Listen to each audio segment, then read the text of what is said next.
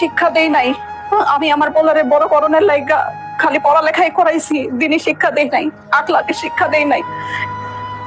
10-12টা coaching করাইছি, teacher রেখা পড়াইছি, স্কুলে নিছি, মাদ্রাসায় নেই নাই, কোরআনের শিক্ষা তারে দেই নাই। এর লিগেই আমার কপালে এই পরিণাম, আজকে বৃদ্ধাশ্রমের লিগেই আমার কপালে জুটছে। যদি আল্লাহ শিক্ষা দিতাম তাইলে তাইলে আজকে আমার এই অবস্থা হইতো না। জীবনে কোনোদিন দেখছেন কোন আলেম গো বাপ মা বৃদ্ধাশ্রমে গেছে? যায় নাই। কোন আলেমের বাপ মা বৃদ্ধাশ্রমে যায় না, যায় আমগো মতো যারা বাপ মা স্বশিক্ষায় শিক্ষিত কইরা উচ্চতর ডিগ্রি দেই, তাগো পোলাপানরাই একসময় বড় হইয়া চক্ষু ফুইটা যায়, আর তাগো পোলাপানরাই বাপ মারে পাঠায় বৃদ্ধাশ্রমে। আর নাইলে সুদূরে গিয়া বইসা থাকে, বাপ মার খেয়াল রাখে না, খালি নিজেরটা বুঝে। এটা একটা মায়ের আর্তনাদ, একটা মায়ের কথা।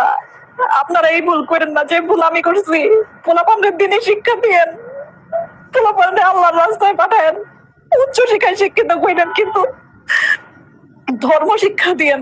ধর্ম শিক্ষা না দিলে পোলাপান কোনোদিন বাপ মার মর্যাদা বুঝে না, কোনোদিনও বুঝে না, মনে রেখেন।